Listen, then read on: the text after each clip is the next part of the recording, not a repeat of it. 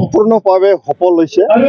আজি আমি পৰ্বতজৰা আমাৰ ডিষ্ট্ৰিক্ট কমিটি আছে UPPL আৰু আমাৰ পৰ্বতজৰা ডিষ্ট্ৰিক্ট কমিটিৰ অন্তৰ্গত 93টা আমাৰ বুথ কমিটি আছে আৰু 10টা আমাৰ প্ৰাইমাৰী কমিটি আছে। 93টা বুথ কমিটিৰ সকলো বুথ কৰ্মীসকলক আজি মাতি অনা হৈছে। ইয়াত আমি এটা কৰ্মশালা আমি কৰিছোঁ যে যিহেতু ভোটৰ যুদ্ধত আমি নামি যাব লাগে, ভোট আমি কেনেকৈ আমি আগবাঢ়ি লৈ যাওঁ, ভোটত আমি কেনেকৈ কাম কৰিম, ৰাইজৰ মাজত কেনেকৈ যাব, ইয়াৰে এটা আমি আখৰা আজি আমি লৈ লৈছোঁ। ইমান ধুনীয়া সবাই ইয়াৰ স্বতঃস্ফূৰ্তভাৱে ওলাই আহিছে। আমাৰ 3000 বুথ কৰ্মী আজি উপস্থিত হ'ল আৰু ব্ৰিটিছে বাকী ৰাইজ স্বতঃস্ফূৰ্তভাৱে এতিয়া UPPL দলক সহায় কৰি আছে। আমি এতিয়ালৈকে কোকৰাঝাৰ জিলাত যিমান আমাৰ পৰিচিত সমষ্টি আছে সকলো সমষ্টিতে আমি কৰিলোঁ। আজি আমাৰ পৰ্বতজৰা আমি শেষ হয়, ইয়াৰ পিছত আকৌ আমি এটামান বজাৰ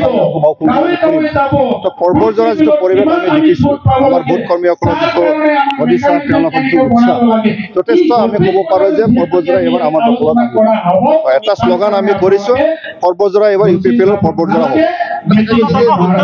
বিজেপিয়ে নিজাববীয়াকৈ প্ৰতিদ্বন্দ্বিতা কৰিব বুলি কৈছে, হ'ব নে কেনেধৰণৰ পৰিস্থিতি? আমাৰ কথাটো স্পষ্ট, UPPL 40টা সমষ্টিত আমি খেলিম। এতিয়া বিজেপিয়ে কিমান খেলে, UPPL কিমান খেলে, তেওঁলোকে সিদ্ধান্ত ল'ব। আমাৰ সিদ্ধান্ত একেবাৰে স্পষ্ট, আমি 40টা সমষ্টিত খেলিম। 30টাতকৈ বেছি আসন লৈ পেলাই আমি অকলে চৰকাৰ গঠন কৰিম।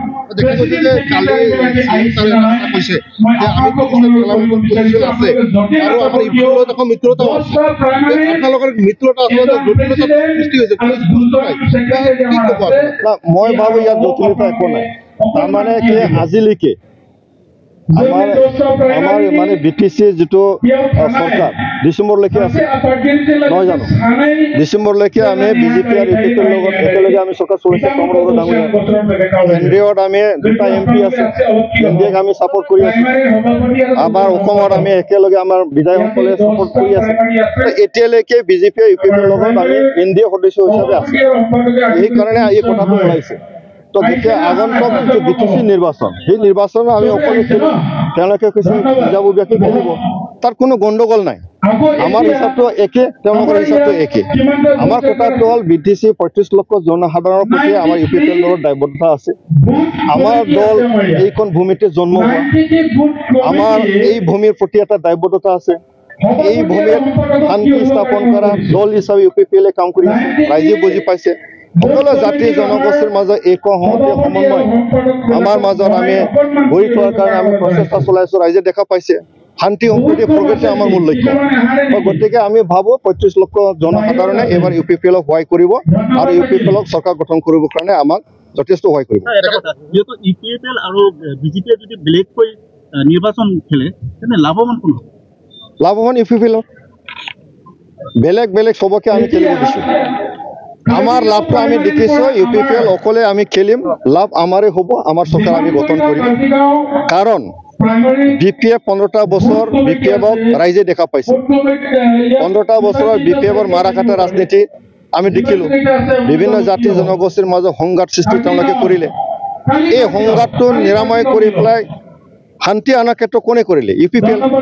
5টা বছৰৰ যিটো আমি যিটো প্ৰমোদ বড়ো ডাঙৰীয়াৰ নেতৃত্বত যিটো 5টা বছৰৰ যিটো আমাৰ যিটো পাৰফৰ্মেঞ্চ ৰাইজে দেখা পাইছে।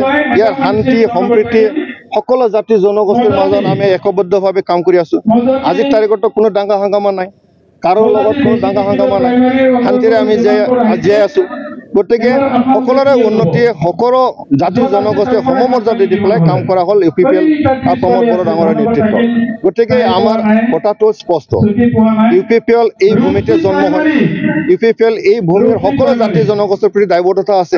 গতিকে আমি আশাবাদী যে ৰাইজে UPPL দলক সহায় কৰিব আৰু UPPL ইয়াৰ চৰকাৰ গঠন কৰিব।